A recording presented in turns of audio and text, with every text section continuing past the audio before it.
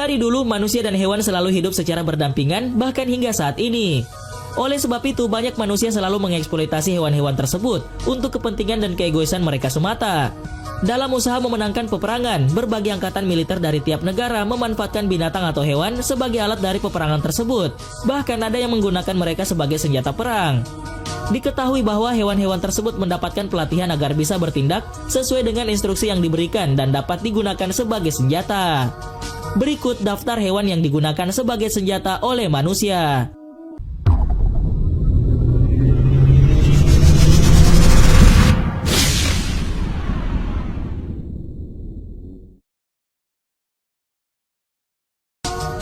Monyet. Sebelum ada laser guided bomb atau LGB atau bom yang dipandu dengan laser, tentara di zaman kuno harus menggunakan taktik non-konvensional untuk mengirimkan bahan peledak tepat di tempat sasaran. Selama pertempuran yang terjadi pada zaman dahulu, Tiongkok kuno dari dinasti Song Selatan menggunakan monyet sebagai bom hidup. Para monyet ini diberi jaket jerami dan dicelupkan ke dalam minyak lalu disulut api. Kemudian monyet-monyet tersebut dilepaskan ke kamp musuh. Tahun lalu militer Tiongkok merencanakan parade besar untuk memperingati Perang Dunia Kedua. Parade tersebut lengkap dengan tank, tentara, dan pesawat terbang. Namun mereka memiliki kekhawatiran. Takut jika burung-burung yang berimigrasi mengganggu parade dan menghalangi pesawat-pesawat yang terbang tersebut. Untuk melindungi para pesawat itu, Angkatan Udara melatih kera untuk memanjat pohon dan membongkar sarang burung di sekitar rute parade dan pangkalan militer. Gladi resik dimulai dan dalam waktu seminggu, monyet-monyet itu ada di lapangan, melindungi para penerbang Angkatan Udara di Cina. Diketahui bahwa setiap monyet bisa membongkar 6 hingga 8 sarang sehari, dan beberapa monyet bahkan belajar bagaimana memberi hormat kepada atasan mereka. Kelelawar. Selama Perang Dunia Kedua, Amerika Serikat mencari cara untuk segera mengakhiri perang dengan Jepang. Sebelum memutuskan menggunakan bom atom, mereka bereksperimen dengan senjata yang diantaranya dikendalikan oleh hewan. Dari semua proyek yang dilakukan untuk rencana tersebut, proyek paling aneh adalah menggunakan bom kelelawar. Diketahui bahwa dokter gigi yang bernama Lytle S. Adams adalah pencetus dari ide tersebut. Karena kelelawar sangat bagus dinavigasikan di malam hari untuk membawa senjata, Angkatan Laut diperintahkan untuk menangkap ribuan kelelawar dan mengirimkannya ke pangkalan udara untuk pelatihan bom. Para insinyur mengembangkan wadah kardus untuk mengangkut ratusan kelelawar ke Jepang. Setelah 30 tes dilakukan, marinir memutuskan untuk membatalkan proyek itu karena tidak memiliki keunggulan dibandingkan pembom konvensional, dan kelelawar-kelelawar itu dilepaskan kembali ke alam liar. Beruang. Perang Slavia melibatkan seekor beruang yang bertarung pada Perang Dunia Kedua untuk pasukan Polandia. Pada tahun 1942, para prajurit menemukan beruang tersebut saat bepergian melalui Persia setelah ia dibebaskan dari kamp-kamp kerja Soviet. Saat Wojtek tiba di Polandia, para prajurit mencoba melatihnya, tetapi komandan mereka ragu dengan kehadiran beruang tersebut. Para prajurit pun menyadari bahwa Wojtek tidak takut dengan tembakan, dan bahkan beruang itu cukup tenang saat berada di pertempuran. Wojtek juga membantu membawa kotak-kotak peluru kepada prajurit di medan pertempuran. Mengetahui hal itu, para prajurit melatihnya untuk membawa peluru artileri dari truk pasokan ke garis tembak. Wojtek bahkan diberi pangkat, nomor seri, dan pembayaran seperti seorang prajurit sungguhan. Dari tahun 1943 hingga perang berakhir, Wojtek membawa peluru dan tidak pernah terbunuh. Setelah perang berakhir, ia pensiun dari dinas militer dan tinggal di kebun binatang sampai meninggal pada tahun 1963. Kemungkinan besar ia merupakan satu-satunya beruang dalam sejarah yang menerima bayaran perang militer. Babi. Gajah perang adalah tank perang yang banyak digunakan oleh bangsa-bangsa pada zaman dahulu. Kendaraan ini pertama kali muncul pada tahun 400 sebelum Masehi selama perang yang terjadi di India. Gajah perang dengan cepat menyebar ke seluruh dunia pada masa itu, membuat musuh ketakutan saat gajah itu muncul di medan pertempuran.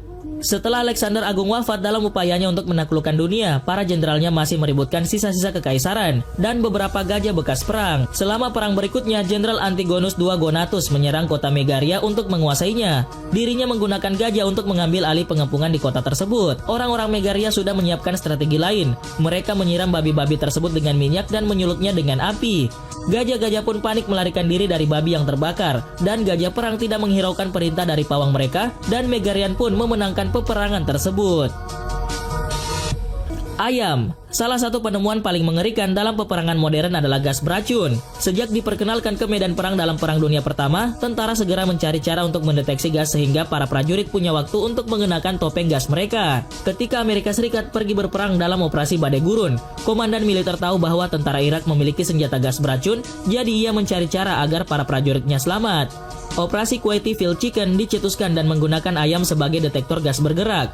Ayam dipilih karena memiliki sistem pernafasan yang sensitif. Diketahui bahwa jika gas beracun terdeteksi, maka ayam akan mati di hadapan manusia. Pada uji kelompok ayam pertama, ayam-ayam itu ditempatkan di pangkalan militer, namun di pagi hari semua ayam itu mati. Karena panik, para prajurit mengira kalau ayam-ayam itu terbunuh karena gas beracun. Tetapi ternyata ayam-ayam itu mati karena membeku dari dinginnya udara pada malam hari. Merpati. Pada awal perang saudara yang terjadi di Amerika, para pemimpin militer menyadari bahwa pengintaian udara sangat penting dalam sebuah pertempuran. Namun pesawat pengintai adalah sasaran empuk bagi tembakan para musuh. Menurut dokter Jerman yang bernama Julius Neubronner, menyadari bahwa hal ini adalah masalah bagi pasukan Jerman. Pada tahun 1908, ia menemukan inovasi kamera yang dipasangkan pada sebuah burung merpati. Kamera itu cukup kecil dan terpasang pada merpati yang sudah sangat terlatih. Namun Neubronner menyadari bahwa merpati tidak dapat mengoperasikan kamera, jadi ia memasang timer pada kamera tersebut. Ketika Perang Dunia Pertama, merpati-merpati itu diterjunkan, tetapi tidak ada catatan pasti seberapa efektifnya burung-burung merpati tersebut melakukan tugasnya. Lumba-lumba. Selain lumba-lumba yang berasal dari Iran, ada juga lumba-lumba yang dilatih untuk membunuh dan berasal dari Amerika Serikat. Saat ini Amerika Serikat mulai melatih lumba-lumba sebagai senjata anti-teroris. Ahli biologi kelautan Amerika sudah lama mengetahui bahwa lumba-lumba dapat dilatih dan mampu melakukan tugas-tugas manusia. Khawatir jika teroris bisa menyusup ke perairan Amerika Serikat, ahli biologi angkatan laut di negara tersebut mulai melatih hewan ini. Pada tahun 2003, lumba-lumba bertugas di luar negeri untuk membersihkan pelabuhan dari ranjau, hingga marinir dapat mendarat dengan aman di tempat tersebut. Di negara bagian Washington, lumba-lumba berpatroli di perairan dekat Naval Base Kistap Bangor, mengawasi teroris yang bermaksud melumpuhkan kapal selam nuklir yang ditempatkan di sana. Bahkan angkatan laut pernah melatih 30 lumba-lumba untuk menembakkan senjata panah beracun di bawah air. Namun menjadi masalah besar ketika terjadi badai Katrina, karena badai tersebut menghancurkan tempat penahanan lumba-lumba. Hal itulah yang membuat lumba-lumba pergi ke laut lepas. Kucing. Perang dingin yang terjadi antara Amerika dan Uni Soviet adalah masa-masa di mana ide-ide gila bermunculan. Seperti Amerika Serikat yang memiliki banyak ide untuk memata-matai Uni Soviet. Salah satu ide tersebut adalah Amerika memutuskan untuk merealisasikan proyek yang dikenal sebagai Acoustic Kitty. Mereka merekrut seekor kucing dan menanamkan alat pendengaran ke dalam tubuh kucing tersebut. Dengan set lengkap berupa mikrofon dan pemancar radio, Acoustic Kitty adalah salah satu contoh awal dari hewan cyborg, dan CIA mengira bahwa mereka berhasil melakukan pencapaian terbesar terkait spionase. Setelah mencocokkan Acoustic Kitty dengan teknologinya, dua agen CIA membawa kucing tersebut ke Taman Washington DC untuk tes pertama. Sambil menggendong kucing dengan mendengarkan dua lelaki asing berbicara, para agen melepaskan Acoustic Kitty. Namun kucing tersebut membelok ke arah lain, berlari ke jalan terdekat dan tertabrak mobil. Kematian yang terjadi pada kucing tersebut mengakhiri program yang sudah direncanakan dengan matang itu. Lebah. Selama Perang Dunia Pertama di Afrika Timur, tepatnya di kota Pelabuhan Tanga, terjadi pertempuran antara pasukan ekspedisi Inggris, India, pasukan kolonial Jerman, dan juga lebah madu lokal. Komandan Inggris yang bernama Arthur Aitken mengira bahwa ada ranjau di pantai Tanga, jadi ia mendaratkan pasukannya sejauh 3 km dari Tanga. Keesokan harinya Aitken memerintahkan pasukannya pergi menuju ke kota. Pasukan Jerman sudah siap untuk menghadapi serangan tersebut, menghabisi pasukan India dengan tembakan senapan mesin. Kekacauan tersebut mencengkram medan perang, banyak unit pasukan yang mundur dan menolak untuk melanjutkan serangan. Pada saat itu pertempuran sudah sangat parah, namun pasukan lebah mulai menyerang. Sebelum pertempuran, penduduk Afrika setempat menempatkan sarang lebah di seluruh lapangan, yang akhirnya lebah itu terganggu oleh keributan perang hingga menyerbu daerah tersebut. Para lebah yang merasa terganggu tersebut mengerumuni dan mulai menyerang tentara Inggris dan Jerman, menyengat semua orang yang ada di sana. Melihat hal tersebut, Aitken menghentikan serangan dan menarik pasukannya dan mundur dari Tanga.